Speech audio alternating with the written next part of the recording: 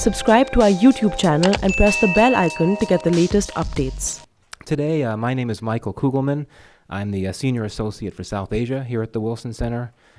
We are delighted to welcome to the Wilson Center Ambassador Alice Wells, the Principal Deputy Assistant Secretary of State for South and Central Asia at the U.S. Department of State. Ambassador Wells is here to speak about China's Belt and Road Initiative, or BRI, and particularly the Pakistan component of BRI, the China-Pakistan Economic Corridor, or CPEC. CPEC is significant for a number of reasons. It involves two countries that figure prominently in U.S. strategic thinking. It is one of the more operationalized components of the wider BRI enterprise, with a number of new projects having been launched. It is also a case of one of America's top strategic rivals, expanding its investments and influence in a country where Washington is arguably less present and less popular. At the same time, CPEC is also a high-stakes risk for China and Pakistan, given very real concerns about financing and transparency, among other things. It is not all that common for senior U.S. officials to speak publicly on BRI and CPEC, so we're really very fortunate this afternoon to have Ambassador Wells with us to give a U.S. perspective on CPEC, and we really are very much looking forward to hearing her out. Just a very quick word about the Wilson Center. The Wilson Center was chartered by Congress in 1968 as the official memorial to President Woodrow Wilson. We are the nation's key nonpartisan policy forum for tackling global issues through independent research and open dialogue to inform actionable ideas for the policy community. And we seek to bridge the gap between policy and academia in honor of Woodrow Wilson, the only U.S. president to have held a PhD, a piece of trivia I'm sure that you all knew. Finally, I wanted to thank the Wilson Center's Kissinger Institute on the U.S. and China, our institutional co-sponsor for today's event. So now I will turn things over to my colleague and friend, Ambassador Bill Milam, who will introduce Ambassador Wells and moderate this event. Bill is a senior fellow here at the Wilson Center. He's a retired senior U.S. diplomat. He was ambassador to several countries, including Pakistan. So, Bill, over to you. Thank you, Michael. Is this working? It seems to be, yeah.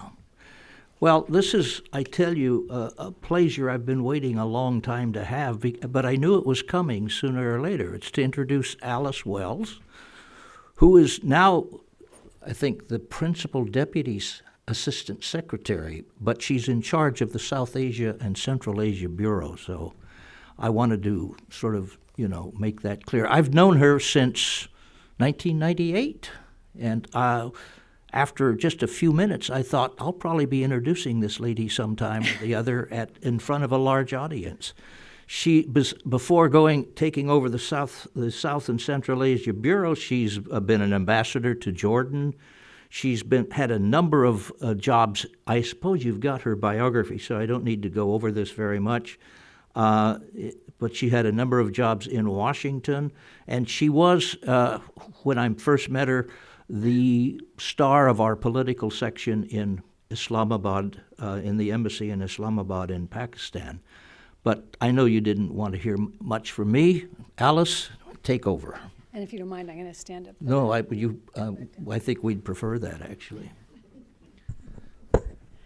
I'm really grateful to have the opportunity to speak at the Woodrow Wilson Center, and I appreciate so much President Harmon's leadership. And I'm certainly one of the many legions of national security professionals, both men and women, who've been inspired by her commitment to public service and to the security of our nation. And I'm also, of course, very honored to be on the same stage as Ambassador Milam, who was my boss, and a tough boss, I would add, but who helped me learn the trade, and I'm very grateful.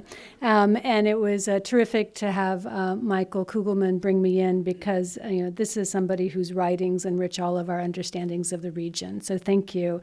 I think that today, there is an important debate that's putatively over models of development, but it's really about sovereignty and the freedom that nations can expect and that their citizens can enjoy. And America's position really is unambiguous. Good governance, long-term capacity building, and market policies. These are the factors that enable the private sector sector to flourish and that are essential for sustained development growth. And whether it's Europe, Japan, Asian tigers, India, the U.S. approach to development has driven unprecedented economic expansion since the Second World War, lifting billions out of poverty. And as Secretary Pompeo noted last month, the grounding or the foundation for that progress has really been a free and open international order that the United States helped create, and that at its core consists of a transparent, competitive, market-driven system that's mutually beneficial for all involved. And one of the greatest beneficiaries of that U.S.-led system of international rules and norms has undoubtedly been the Chinese people. In 1978, Deng Xiaoping announced his open door policy, encouraging foreign firms to come to China for trade and investment, and implementing sweeping market-based reforms to attract foreign businesses. And U.S., European, and Japanese companies answered that call and played a central role in the Chinese people's remarkable economic progress, bringing technology and expertise. But perhaps most critically, they brought the rigors and demands of operating in a rules-based global economy. As China's largest investor, the United States has celebrated this remarkable result. China's extreme poverty fell from 88.3% in 1981 to probably under 1% today, lifting more than 850 million people out of poverty. And as the Secretary said, we Americans indeed have a long-cherished tradition of friendship with the Chinese people. But as we all know, or as we all should know, the Chinese Communist Party is not the same as the Chinese people. What we see today is a Chinese Communist Party promoting its own brand of development, the One Belt, One Road initiative, or what President Xi has called a project of the century. Around the world, and certainly in my area of responsibility, South and Central Asia, we see Beijing pressing countries to sign OBOR MOUs, emphasizing peace, cooperation, openness, inclusiveness, mutual learning, and win-win cooperation. That sounds great. And this vision is attractive for governments facing enormous development challenges and infrastructure needs. And we in the United States must welcome and do welcome any investment in trade that promotes sustainable, responsible development and growth. But after seeing OBOR in practice for the last few years, there are reasons to question the Chinese Communist Party's largesse. For example, China offers substantial financing, usually as loans, but Beijing is not a member of the Paris Club and has never supported globally recognized transparent lending practices. According to an estimate released by the Kiel Institute, Communist China is the world's largest official creditor, lending over $5 trillion worldwide. But China does not publish or even report overall figures on its official lending. So neither rating agencies, nor the Paris Club, nor IMF are able to monitor those financial transactions. Now, Chinese Communist Party officials recognize they need to use the language of openness and accountability, but the fact remains that the People's Republic stands outside of global efforts, including those of the IMF and World Bank, to improve transparency that enhances policymaking, prevents fiscal crises, and deters corruption. And this lack of transparency also hides risk to borrowing countries that already face substantial fiscal challenges, particularly since Chinese state companies undertaking OBOR projects have a clear incentive to inflate costs and encourage corruption. Failure to repay those huge loans raise roadblocks to further development. It leads to a surrender of strategic assets, and it diminishes sovereignty. I'd like to note a few real-world examples. During his term, the former Maldivian President Yamin's administration awarded construction contracts to Chinese companies without transparent bidding and at inflated prices. So, for example, the Maldives Airports Company Limited awarded a $400 million no-bid contract to China's Beijing Urban Construction Group to build a new runway, after they'd abruptly canceled an existing contract with an Indian company, which, by the way, later sued and won a $270 million in arbitration. Now, the result of this Chinese project and others is that the Maldives, a country of less than 500,000 people, now faces an enormous debt that constrains the next generation of Maldivians, and half of this external debt is owed to Chinese lenders. In Sri Lanka, even though multiple feasibility studies repeatedly rejected the commercial viability of a large-scale port facility at Hambantota, Beijing went ahead and loaned the government over $1 billion for the project. The result, Sri Lanka struggled to service those loans and eventually handed over a 99-year lease on the port to Beijing in return for debt relief. We also see in Sri Lanka a number of Chinese finance projects sitting vacant and unused, including a $104 million telecommunications tower and a $209 million international airport in the south with 0 regularly scheduled flights. Indeed, the Center for Global Development found in 2018 that 8 OBOR recipient countries, including Pakistan, Maldives, Tajikistan, and Kyrgyzstan, were at high risk of debt stress due to Chinese financing. In one instance, because of the threat of drowning and unpayable debt, Burmese officials massively downscaled a deepwater port project in Rakhine State by over 80%, from $7.3 billion to $1.3 billion. Alarmed by problematic Chinese practices elsewhere, Burmese leaders reversed course from a prior administration's decision. Now, the flagship of OBOR is the China-Pakistan Economic Corridor, or CPEC. CPEC is the Chinese Communist Party's largest OBOR initiative, reflecting over $60 billion in originally pledged commitments for projects in Pakistan. Chinese ambassador to Pakistan, Yao Jing, has repeated the oft-used characterization of CPEC as a game changer for Pakistan. In fact, the ambassador has said that China wants to see its relationship with Pakistan serve as an example for its relations with other states. Now, that might in fact be the case, because just as in the Maldives and Sri Lanka, after 4 years of CPEC, people in Pakistan are beginning to ask tough questions about what kind of deals their prior government struck with Communist China and what Pakistan really gains. It's easy to understand why Pakistan's previous government leapt at the opportunity to conclude a CPEC MOU. Just like many other countries in the region, Pakistan has huge infrastructure and development needs. And for many of my friends in the audience who have spent time in Pakistan, you experience firsthand those energy shortages. Pakistan has a sovereign right to answer these questions for itself. But I want to make a few observations on cost, debt, transparency, and jobs. On cost, according to Pakistani government statistics, for each megawatt generated by a completed CPEC thermal energy project, developers spent an estimated $1.5 million.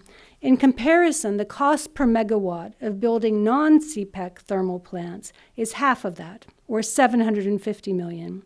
Similarly, CPEC's most expensive single project is upgrading the railway from Karachi to Peshawar. When the project was initially announced, the price was set at $8.2 billion. In October of 2018, Pakistan's railway minister announced that they had negotiated the price down to $6.2 billion, a savings of $2 billion, and he explained, Pakistan's a poor country, we can't afford the huge burden of these loans. But recent media reports claim the price has now risen to $9 billion. So why doesn't the Pakistani public know the price for CPEC's most expensive project, or how it's being determined? On debt, what are the long-term effects in Pakistan of Chinese financing practices, and what are the burdens that have fallen on the new government to manage, with an estimated $15 billion in debt to the Chinese government and another $6.7 billion in Chinese commercial debt? Because it's clear, or it needs to be clear, that CPEC is not about aid. This is almost always the form of loans or other forms of financing, often non-concessional, with sovereign guarantees or guaranteed profits for Chinese state-owned enterprises that are repatriated to China. Now, together with non-CPEC Chinese debt payments, China is going to take a growing toll on the Pakistan economy, especially when the bulk of payments start to come due in the next 4 to 6 years. Even if loan payments are deferred, they're going to hang over Pakistan's economic development potential, hamstringing Prime Minister Khan's reform agenda. On transparency, the lack of transparency can increase CPEC costs and foster corruption, resulting in an even heavier debt burden for Pakistan. For example, last year, a Pakistani Senate committee report expressed astonishment at what they called the controlled bidding process for construction on the recently inaugurated Saqqar to Multan motorway. According to the committee, Beijing had allowed only 3 firms, all Chinese, to participate in that tender, while the entire project was financed by a Chinese loan, with the risk entirely borne by the people of Pakistan. Now, given the lack of transparency, that road project has unsurprisingly been the subject of corruption allegations against officials from the previous government, including accusations of cost inflation and misappropriation of funds. Meanwhile, this China State Construction Engineering Corporation, which was awarded the contract, claimed to be extremely shocked by what they characterized as groundless allegations of corruption, asserting that the company came to Pakistan in the spirit of win-win cooperation. But importantly, in 2009, just a few years before this Pakistani contract, that same Chinese state firm was banned for 6 years from World Bank projects for what the bank called engaging in collusive practices, other words, corruption in bidding. And this is just one example. We know that Pakistan's National Accountability Bureau has a number of CPEC-related investigations ongoing. Now, the new Pakistani government prioritizes rooting out corruption, but the recently announced CPEC authority has immunity from corruption prosecutions. And again, those interested in Pakistan's development are asking hard questions. Lastly, on jobs, we hear the familiar Chinese catchphrase, win-win cooperation and mutual benefit. But really, CPEC relies primarily on Chinese workers and supplies, even amid rising unemployment in Pakistan. And for these projects, Chinese companies are importing materials and equipment from China rather than giving that business to Pakistani companies, which would actually create jobs for locals. CPEC is even bringing in Chinese workers who earn money in Pakistan, take the wages back to China, leaving very little in the local economy. Now, China's statistics on how many thousands of Chinese workers are in Pakistan are so inconsistent and so unreliable that we don't actually know how many are there. But this is all the more extraordinary because Pakistan has an abundance of young, eager, and capable workers. According to the UNDP, 64% of the population is younger than 30 years old. They're Pakistan's future, and they're hungry for opportunities. So when we evaluate CPEC, I ask you to keep in mind this contradiction. Communist China's own economic rise began with profound reforms that improved the business environment and attracted foreign companies from places like the US, Europe, and Japan. And those US, European, and Japanese firms trained local Chinese, who in turn were able to build China into the industrial giant that it is today. CPEC doesn't give Pakistani young people, it doesn't give Pakistani companies the same opportunities that the Chinese themselves enjoyed decades ago. And that's one of the reasons why Pakistan's trade relationship with the People's Republic remains so lopsided. In 2018, Pakistan's exports to China constituted $1.8 billion, while Pakistan's imports from China totaled $14.5 billion. There is a different model. The United States-Pakistan Business and Development Partnership stands in contrast to CPEC. U.S. businesses strive to contribute to sustainable economic growth, and U.S. government grants, and I underscore grants, have developed Pakistan's infrastructure and capacity in education, health, energy, agriculture, and law enforcement. Worldwide, we see that U.S. companies bring more than just capital. They bring values, processes, and expertise that build the capacity of local communities. For example, in Kazakhstan, Chevron and ExxonMobil have worked to maximize the employment of local workers through development of national expertise, training, drilling, project management, and cost engineering skill sets. Indeed, both companies employ locals for over 80% of their Kazakhstan workforce. In Bangladesh, Chevron has a workforce that's over 95% Bangladeshi. U.S. companies also bring superior quality and technology. We often hear Pakistani leaders praise U.S. companies like Cargill and Corteva that are passing critical technology and driving enormous productivity gains in Pakistan's huge agricultural sector. U.S. corporate social models are also outstanding vehicles that create jobs and opportunities for communities associated with these foreign investments. So the U.S.-Pakistan Women's Council, for instance, fosters cooperation between American and Pakistani private sector to mentor women and girls. An iconic American brand, KFC, supports the education of children with hearing disabilities and other underprivileged young people, partnering with schools throughout Pakistan. Procter & Gamble's Children's Safe Drinking Water program has provided 875 million liters of clean drinking water to Pakistani communities in need. And that's the kind of private sector-driven business model that we think Pakistan should continue to attract. During Prime Minister Khan's visit to the United States in July, President Trump was extremely enthusiastic about the potential for increasing and expanding our U.S.-Pakistan trade and investment relationship. And both our governments are working very hard to find practical ways to do that. We commend Pakistan for surging 28 slots on the World Bank's 2020 Ease of Doing Business ranking, and also being highlighted as one of the top 10 reformers globally. The World Bank report highlighted Pakistan's ambitious reform strategy. The U.S. Commerce Department has already stepped up its activity in Pakistan with 15 trade delegations planned for the next year. And once the new Expanded Development Finance Corporation, or DFC, is stood up, Pakistan is going to be a country of great interest. The DFC will have more than double the investment cap than OPEC, increasing from $29 billion to $60 billion, enabling projects that have high standards and are financially sustainable over the long haul. Because, mind you, unlike communist China, the United States doesn't tell U.S. business where to go. They go where they see the greatest opportunities for mutual benefit. And in that way, true sustainable development is really a marathon and not a sprint. It requires the development of effective regulatory framework, strong rule of law, fiscal health, and an enabling business climate. And I'd like to highlight just a few commercial connections underway that offer a sense of the direction that we envision. The U.S. firm Accelerate is prepared to potentially invest more than $300 million to upgrade a floating storage regasification unit in Pakistan's first LNG terminal. ExxonMobil has been working to support Pakistan's ambitious effort to access new LNG supplies. Over the last 5 years, PepsiCo has invested $800 million to expand its infrastructure and diversify products, and Coca-Cola has invested $500 million in the last couple of years, providing thousands of jobs for Pakistanis.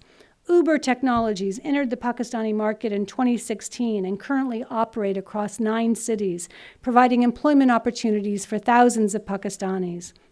And further, the United States government partners with Pakistan to adopt reforms, empower local communities, achieve self-reliance and prosperity. And just to be crystal clear, the U.S.-Pakistan Development Partnership has primarily taken the form of grants, not loans. One could cite a litany of examples of the impact of this development assistance.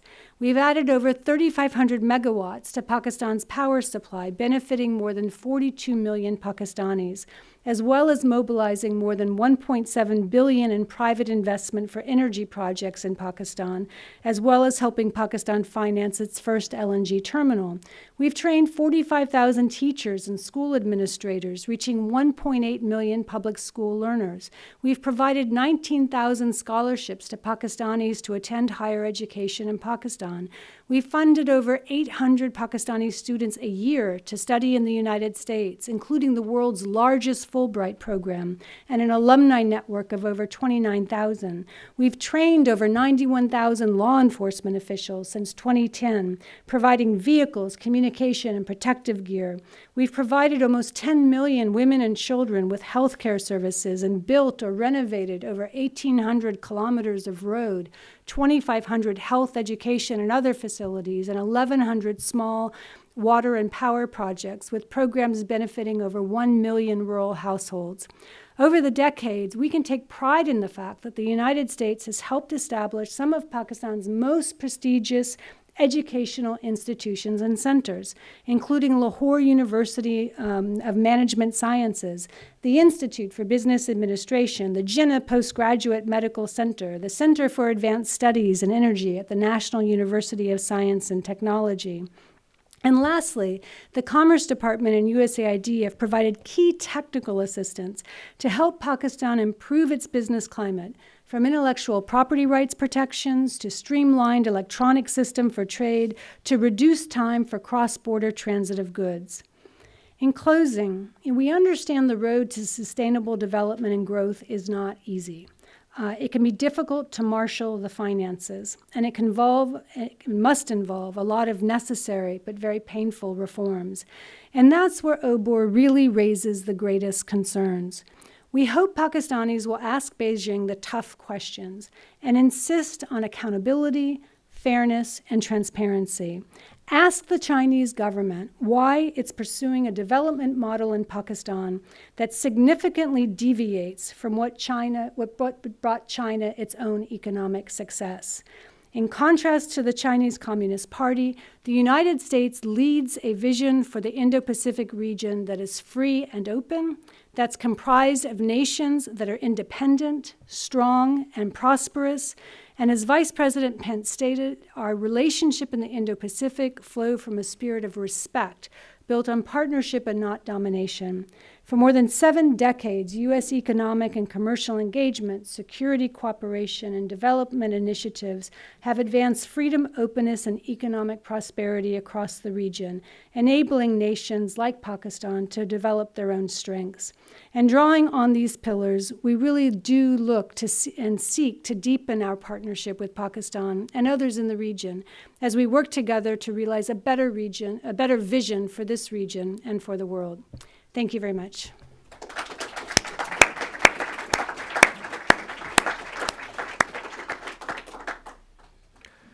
Thank you very much. Well, I learned a lot, and I'd like to ask you a few questions, if I may. I don't have a choice, boss. Well, yeah, you do. There's a door back there. By the way, you said the magic words, Paris Club, because I was a representative of the Paris Club for a long time, actually, in 2 different jobs. So that really alerted me as to really the depth of the problem. But my question is, why is it? I have several questions, but let me start with the one that came to me yesterday. I was at another meeting, not this big a meeting. There was a Pakistani of quite a good repute who was talking about changes in Pakistan and how Pakistan was better. And I asked him about CPEC, and he said, right off the top, he said, "It's the best thing that ever happened to any country." That's a direct quote. That's an exact quote. Secondly, he was talking in the lead up to all of this as if the economy of Pakistan was leaping ahead because, and he didn't mention that CPEC being the cause, but it sounded like things were much, much better. For example, he said it now has surplus energy for the first time in a long, long time. It has surplus energy. He said it was swarming with foreign investors, not necessarily from the U.S., but from Asia-Pacific regions. And so I wondered to myself, well, if that's true, are the linkages developing that should develop to drive the economy? Because, as you mentioned, the debt thing is going to be serious, and in order to even come close to paying, keeping up with it, they're going to need to grow at a lot bigger, faster rate than they have grown in the past decade, I think, and that they were programmed to grow in the future, particularly under an IMF program. So, why do you think that? And I hear this from Pakistanis everywhere. CPEC is the be-all and end-all, and they don't quite see all of the flaws you've pointed out, which I think I agree with totally. Well, I think there's been a tendency to conflate CPEC with grant assistance rather than understanding it to be the loans and loans not at concessional rates that it is. And so when you break down individual projects, and again, I'm not questioning Pakistan's need for infrastructure. There was a crying need and remains a crying need for infrastructure. And when CPEC was negotiated in 2015, the government faced a severe energy crisis, and there was a priority placed on developing energy resources. But I think what CPEC exemplifies is what happens when you delink investment and development from established best practices in infrastructure development. Because if you don't have the right policy framework, if you haven't undertaken the necessary reforms, there are consequences to some of the development decisions. Energy, coal, electricity production plants can be built, but if distribution is not simultaneously reformed, you're producing for a system that can't carry the load, and the government is still committed as the sovereign guarantee to pay for the cost of energy that can't be accessed by consumers. And so it's the conundrum of development. You have to get all the pieces right. Individual projects done quickly and one-off, without the system that supports and integrates those infrastructure projects are not going to be as successful. And so, I'm sorry. That's like somebody's talking back to me. And I guess what I would point to is that Pakistan is now in an IMF program, a large and reform-oriented IMF program that was precipitated in large part by the run on reserves and the lack of foreign currency reserves. And there you see the double whammy of a CPEC project where when, for instance, the Port Qasim coal electricity plant, I read in a report 99% of the inputs came from China. And so the fact that Pakistan has imported, all of the inputs for these projects while repatriating profit, to the Chinese parastatal has had an immediate impact. And so those statistics on, only 1.8 billion in exports to China and 14 plus imports from China reveal the immediate cost of CPEC. And so, I think that we want China to be a responsible a supporter and funder of infrastructure. The Indo-Pacific region alone requires 27 trillion in infrastructure investments by the year 2030. No one country can do that. We all need to help work to ensure that countries have meaningful choices for sustainable and quality and infrastructure. And I guess what I think we all need to question and where we all need to push is why isn't China adopting international standards? Now, at the Second Belt and Road Initiative, you saw President Xi under some pressure to demonstrate that they heard the criticism on quality and lack of standards. But we still haven't seen Chinese commitments to increase standards and commitments to a green Belt and Road implemented in practice. And there are just some simple things I would throw out. Why not adopt Paris Club standards? Why not increase your concessional loans as well as incorporate grants as part of your development assistance to lesser developed countries? Why not abide by the infrastructure principles that the G20, of which China obviously is a member, has adopted? Why not be transparent? Report your official lending to other countries. Right now, neither the IMF nor any other multilateral organization truly knows the indebtedness of countries who are involved in these One Belt, One Road projects. And that creates its own risks and could have its own knock-on effects. So the simple request is, be a global good citizen, be transparent, adopt the high standards that G20 nations should be promulgating. Good. I'm going to go to the audience in a few minutes, but I'm going to finish a couple of other questions first, if you don't mind. The second question I had, and leading from what you said, is, I think the incentives for China to change its habits are rather minimal right now, but maybe they'll get better. But wouldn't it help if, and why why is it that Pakistan and other countries have been so open to these Chinese investments without really investigating them? And the second part is, it seems to me like that American investors and other Western investors, other Asia-Pacific investors for that matter, are missing a bet in Pakistan and other places. But could that be because of Pakistan's reputation as a dangerous country? Could it be because they've been through how many IMF programs? A dozen at least. And none of them have ever worked very well. What do you think is holding the West back on trying to move move in on that?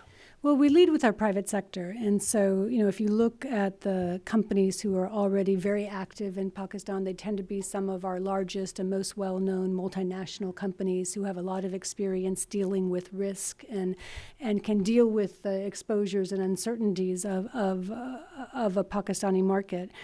But what's going to attract additional private investment is going to be the hard reforms that have to be implemented to create rule of law, contract enforcement, dispute resolution, currency stabilization. I think there's a tendency to believe that that special economic zones might be the cure to difficulties in attracting investors, and I don't think that's our experience. Our experience is demonstrating that the framework for doing transparent business and predictable business is available. So it's sometimes harder to work with the Western model. I, as an American ambassador, don't walk in with a state-owned company and a financial package in hand. Other countries can do that. And so, so I think what's incumbent upon the United States and like-minded partners is that we work very hard to ensure that countries have meaningful alternatives. And you've seen that launched under the Trump administration through the Indo-Pacific strategy, for instance, where we are in the governance space and in the economic promotion and in particular in trying to enhance energy markets and digital connectivity and infrastructure development. We're providing more resources and more programs and technical assistance to countries. And at the same time, working with countries like India, Australia, and Japan, with whom we share principles. And I think you're starting to see a difference. I'm very proud, for instance, of our Millennium Challenge programs, where in Nepal we are helping through over $500 million grant to create hydroelectricity and better roads and hydroelectricity that's going to end up in a transmission line between India and Nepal, so enhancing regional connectivity, creating export markets. And it's that kind of thoughtful development. We have another MCC that we're launching soon in Sri Lanka that will undertake the same kind of sort of nitty-gritty reforms in land registration and motorway harmonization that will, we determine, help unlock economic development. So we have to do our work. And that involves, working in closer partnership with our private sector. But we're proud of the fact that already the United States has almost $1 billion almost $1 trillion in foreign direct investment in the Indo-Pacific and over, 1.5 trillion in bilateral trade. So we're very much a power in the Pacific. And these days, $1 billion is chump change, so I'm glad it was $1 trillion. It's trillion. One more question, and then we'll move to all the people out here. This is a sort of you mentioned a lot about the region, the South Asia region. And, I went to another meeting yesterday about Nepal, where it turns out Nepal is trying to have a federal system installed. While the Chinese are pouring money into the federal side and without paying much attention to the other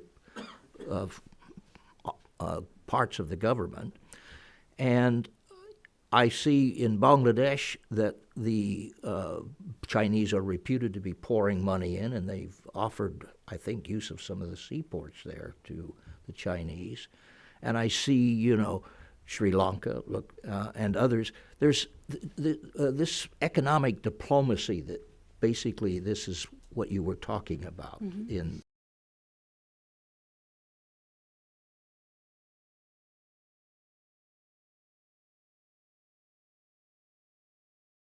For example, take Nepal. Maybe the federal system won't work. Maybe they'll be bribed to go back to a central system, which seems to me like China would like.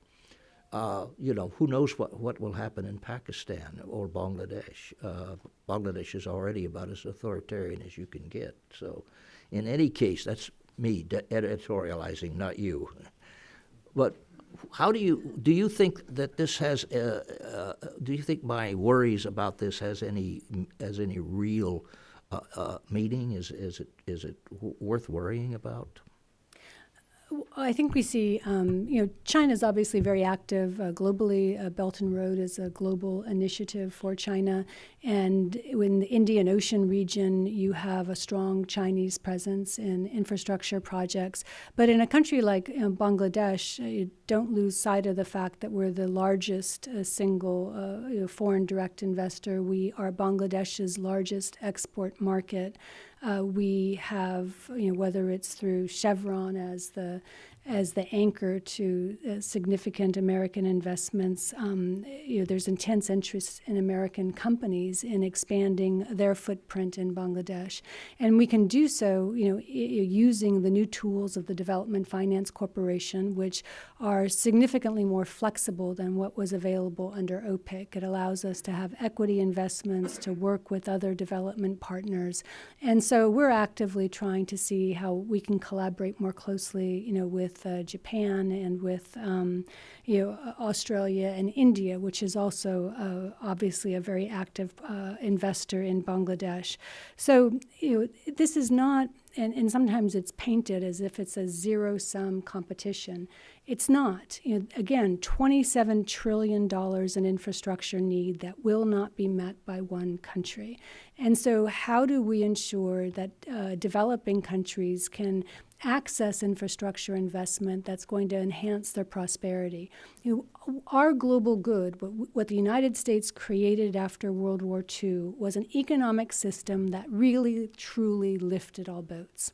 And we have a stake in seeing that system sustained. It's been good for private sector. Our companies have done well. We've benefited by being able to create jobs in the United States through our exports.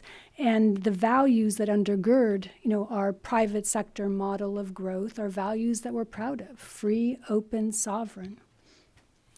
That's very well said. I think we'll now move to the audience if anybody has questions out there. Are there any questions? And here are a couple of rules. First, when I call on you, wait for the microphone. Tell us who you are and who you're associated with, and make it just one question, and a question, please. Have a question mark at the end.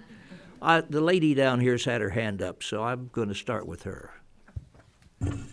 Thank you so much. My name is Arifa Khalid. I have been a member of the Parliament of Pakistan for 10 years. So thank you very much. It's your vision and your approach.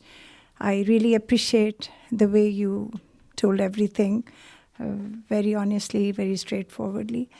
We also have these concerns, what you said.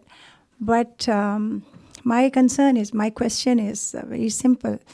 It's just that, I have seen the problem of electricity, I've seen the energy crisis, the gas crisis, and I have myself lived there when we had no electricity for more than 12 hours, and it's not easy in a very hot country. So you tell me, a country which is, there are many people who are below poverty line. So what do you think? I mean, what would they do if there is an impression that, that's a bad country to go and work, then won't they bend towards China for whatever they offer? And would they have many questions? This is my question, that why America is not participating even in CPEC. Why? I mean, they can also come and join hands in the companies, and for the next phase, they can play their role, which I think Pakistanis would really welcome. That's my question. Thank you. No, thank you, and I agree. Again, countries are driven because they need infrastructure, and they have urgent needs for infrastructure, and you certainly saw that in Pakistan with the energy crisis, and that's why America was involved in helping to support the 3,200 megawatts that were added to the grid. But ultimately, the quickest fix isn't necessarily going to be the wisest fix over the longer term. I mean, if building electricity production plants without addressing distribution grids, without addressing the pricing structure and the subsidy structure, it leaves Pakistan with a circular debt that is very much the focus of this IMF program. And so, we would encourage that the right policy environment be developed and the right regulatory frameworks be introduced, in which case you really unlock a multitude of investors who want to come to Pakistan. And whether it's the ExxonMobil or the Accelerate or others that have a track record already in Pakistan, there is intense interest in energy development throughout South Asia.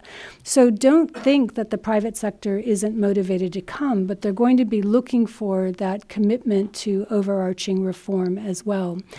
GE is a company that has been, I think, our most successful company in partnering in some CPEC projects, in part because they bring to the table turbines that for which there are few competitors, and so they have found Chinese partners that they have worked together on projects that meet international standards, that are transparent, that uphold the principles that GE and American firms stand for.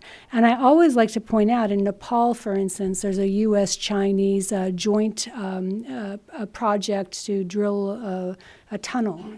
We are perfectly capable of working together with Chinese companies in transparent projects, transparently, competitively bid that meet standards. This is a question about standards. And so I guess the one additional element I would put, or the one question that I would put on the table is, why is it that so little of Chinese development monies go through the Asian Infrastructure and Investment Bank, which has been implemented primarily by ADB, so multilateral standards, and why has so much gone through One Belt, One Road? And to me, it's pretty clear. One is upholding harder standards, and the other is relying on local standards.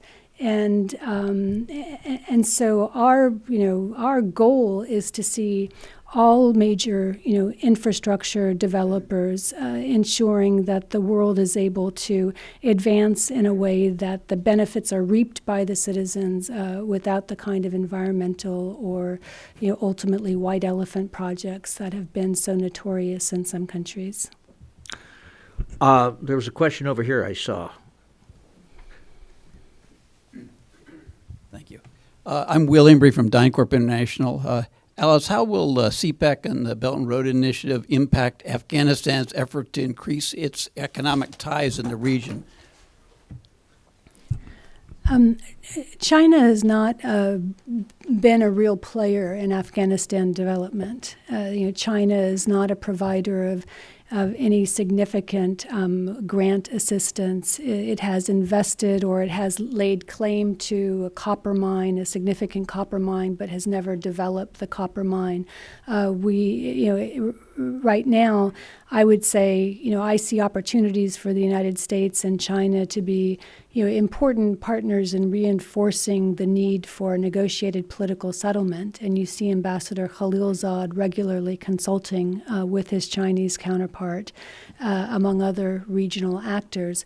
But I haven't seen China take the steps that would make it a real contributor to Afghanistan's stabilization, much less stitching it back into the Central Asia and the international community. Most of the regional connectivity initiatives have come from the neighboring Central Asian states, whether it's Turkmenistan, Uzbekistan, Tajikistan, all of whom are developing rail lines, electricity lines, cross-border trade. They're very positive developments that we've seen over the last 2 years, in particular with the opening of Uzbekistan. Is China helping them fund some of those projects that will connect them to Afghanistan? Not to my knowledge. We're going to go back in the back, way back there in the middle.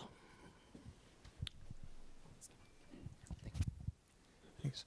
Hi, my name's John Dan Lowitz. I'm an associate with Bauer Group Asia. I have a question that pivots on, it's related to CPEC, but it's about the other kind of major form of foreign investment that Pakistan's been receiving recently, which is from the Persian Gulf. The LNG relationship is increasingly critical to the bilateral U.S.-Pakistani economic relationship. However, American LNG firms, with the exception of Accelerate, kind of working on this FSRU front, haven't really been able to tap into the market for actual factual LNG because of the high presence of these long-term FSAs from the Gulf. How can the United States more effectively argue to get U.S. LNG truly into Pakistan as a major source of energy as opposed to just a source of this importation infrastructure? We stand ready to advocate on behalf of American companies and to seek the regulatory environment and the conditions that would allow them to compete fairly.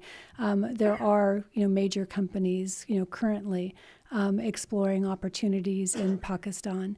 And the role of the Gulf has been interesting over the last couple of years as Pakistan was entering its latest economic crisis. We saw Saudi Arabia and Qatar inject infusions of capital into Pakistan, which again had the effect of illustrating that this is not a problem money can solve. It's a problem that has to be solved by reform, and whether it's energy pricing structures or regulations or currency management and central bank independence, and it's all of those very difficult but necessary reforms that are going to be the solution. Alice, we started a little late. Do you have a little time? Or do you have to run off? I have time. Okay. We won't do too much. But I'm going to take several questions at one time. I see two right next to each other right here, the gentleman with the tie and the gentleman next to him on the left. Khurram Shahzad, 92 News from Pakistan. U.S. position is since the beginning of CPEC, U.S. position is always the observer of the project. One of Pakistan's senator mentioned Pakistan is not only sharing the land but maritime route during the CPEC project. My question is, all this commotion which is coming from U.S. is now because do you think U.S. is feeling threat in the Gulf of Oman, Arabian Ocean, and Indian Ocean? U.S. is having a threat of losing its primacy in that region. My name is Micah Kyler. I'm an intern at the Hudson Institute just across the street. You'll have to speak up a bit. Okay. I wanted to ask, what is keeping China from developing a more responsible model for its BRI projects? Is it something that the Communist Party doesn't want to give up because it benefits the country and they're not concerned about other countries in the region? Or what is the factor preventing them from developing a more responsible model? I'll take one more question in this group. Way back there. My name is Sardar Imran Freed. I'm a proud Pakistani American. My question, do you have any recommendations for the American Pakistanis like me to do something regarding what is happening in our part of the region? 3 questions. No, thank you. No, I don't think the United States is feeling threatened. We're very proud of the long history of military-to-military cooperation that we've enjoyed with Pakistan. We continue to have, very, increasingly constructive relations with Pakistan. Pakistan has been a very important actor in anti-piracy efforts, where we've collaborated together, in the Gulf, where Pakistan has had a liaison officer in Bahrain, where the Fifth Fleet is located. And this administration is actually asking for more from neighboring countries to burden share on whether it's anti-piracy or Iran's malicious efforts to complicate shipping through the Arabian Gulf. So I actually don't think that is a motivation at all, and I think that there is potential as Pakistan takes steps to move away and to restrict the ability of non-state, sort of terrorist proxies, that the potential for our relationship to grow ever deeper, is there. And you saw that in Prime Minister Khan's excellent visit to the United States this summer and the very warm and constructive meeting that he had with President Trump. With motivations, like why isn't China overnight more transparent? I'm not a China expert, but I would, and probably my East Asia Pacific colleagues don't welcome me opining. But obviously the program was designed in part to be able to export excess labor, excess capital, excess production facilities. And so, China was trying to solve one of its own domestic problems, and it solved its domestic problems sometime at the expense, of the receiving country. There are over 95 state-owned enterprises that are part of this Belt and Road Initiative and that have been engaged in infrastructure projects overseas, Chinese state-owned enterprises. And so I imagine there's a degree of difficulty in coordination. But I do think we have to be clear-eyed. The rhetoric we've heard recently, including at the Second Belt and Road Summit, is much better. And if you read the rhetoric on green technology and a green, one belt, one road, that's all positive. But wait to see whether it's implemented. That's where the truth is. And I would start again from the very basic building block that needs to occur in transparency. And so when you talk about why American firms haven't been more active, because American firms half the time have no clue that a Belt and Road, One Belt, One Road project is being bid, or the bids are restricted only to Chinese companies, or, the project information is not made available to the bidders in a transparent fashion. So I would just keep circling back to transparency. Let's ask for transparency. Let's normalize what China is doing and make them, a good global citizen in the development space. And then we're very grateful for our diaspora communities, whether it's, Pakistani American community, the Indian American communities. I benefit because of the energy and the interest that you bring to relationships, to, your advocacy and engagement with Congress, to your serving as sort of the tip of the spear in humanitarian educational projects, people to people. It's a gift, and so I would say stay active. Keep being a bridge between Pakistan and here. Let us know how we can support your own initiatives, and we look for ways to highlight and engage and work with members of the community. Alice, you got time for 3 more? Yes. I know this lady's had her hand up over here, so her first, and over here in the corner second. Good afternoon. This is Javeria Tareen, and I'm coming from Balochistan, where the CPEC is happening, and I'm running an independent think tank there, which is Balochistan Institute of Research and Development. And we closely work with the government of Balochistan because I'm part of the task force as well. And I'm a Fulbright scholar too, because in 2013 and 14 I got the Hubert H. Humphrey Fellowship, and I studied from Arizona State University. And this year State Department honored me to come and speak with the alumni network as an alumni and to the current fellows. The people in Balochistan, they are really looking forward for CPEC, and they do think that this is a game changer. But as a citizen of Pakistan and Balochistan, we do have a reservation when it comes to the legislation for the citizens, because we want that to be as same as of in Gulf countries, that the Chinese are coming, we welcome that.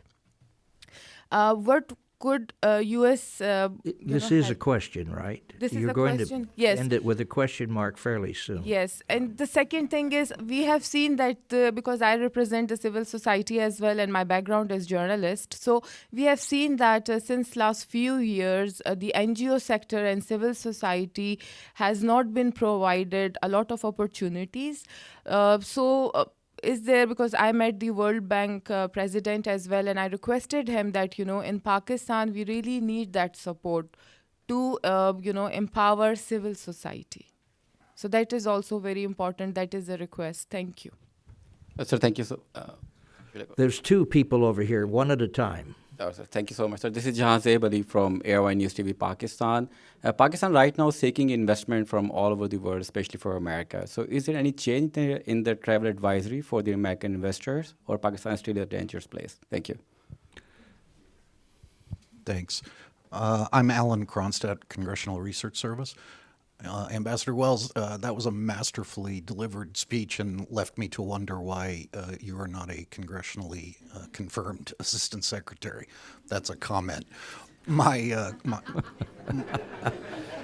I'm glad it's a comment.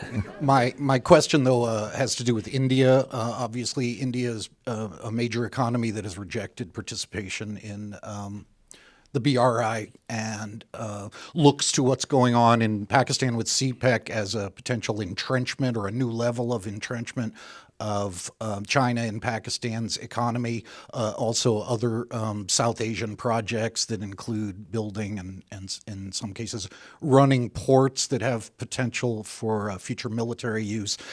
Given the Indian concern about strategic encirclement, I'm wondering if you can comment on the dynamics there and maybe as well as how you engage with the New Delhi government in this context. Thank you. No, thank you. And it's great to have a Fulbrighter in the audience. We're really proud of the Fulbright program, and it's our flagship, largest Fulbright program, and it's created, I think, this great community of Pakistanis and Americans who better understand one another. So I'm delighted that you're here. Balochistan is interesting because, there have been tensions in Balochistan and at various times protests over Gwadar port development, and it really airs some of the tensions involved in these massive infrastructure projects when you don't have the outreach to the local citizenry, you don't have the corporate social responsibility that a lot of our major firms do in trying to build buy-in among the community and stakeholders and ensure that locals feel like they're benefiting personally. And many of the complications associated with Gwadar, in turn, including now the very long-term lease that's been given to the Chinese, the question of how profits are going to be distributed between, Pakistan and China. These are all very real questions that civil society media, need to and should shine a light on. Where we draw the line, obviously, because we fully support that kind of questioning and that debate, where we've been crystal clear in drawing the line is that we don't support violence. And so you saw the United States designate the Balochistan Liberation Army as a terrorist organization after they committed several attacks, including against Chinese associated with the One Belt, One Road project. So I think, Gwadar is sort of a classic example. It also feeds into Indian anxieties because it's not clear the commercial basis on which Gwadar is being developed. And this has been a project very long in the making and not very evident to outsiders, what's the economic rationale that drives it. I think India has been crystal clear from the outset that they saw the geopolitical nature of elements of the One Belt, One Road. We share India's concerns over projects that don't have an economic basis and that lead to countries ceding sovereignty. Sri Lanka is not the only country that has effectively ceded sovereignty over a key asset. I mean, you've had reports out of Tajikistan over land swaps in order to get out of excessive debt. And this is a real issue. And all I can say is that however much you might dislike the World Bank or IMF, they don't take 99-year leases, or strip away the sovereignty of countries, that they engage in. And so let's be very clear-eyed about the terms that multilaterals bring to the table versus the terms that are being imposed under some of these programs. Where where we've been able to work, I think, effectively with India in a new way is in that Quad format. And so literally, it's very powerful to sit down with like-minded countries, to sit down with Australia, Japan, India and us, and to look at the world and, are we engaged enough? Are we reinforcing one another's activities? Are there possibilities through the Millennium Challenge Corporation to do cross-border connectivity? I've been involved with the Quad since we founded it about 2.5 years ago. We just had our first ministerial level Quad. And so I see that as a real strong manifestation of our seriousness in being able to provide realistic alternatives for countries looking for infrastructure. On the travel advisory, it's something we evaluate every 6 months. We want to see improvements in Pakistan's security situation so that we can reflect that in a travel advisory.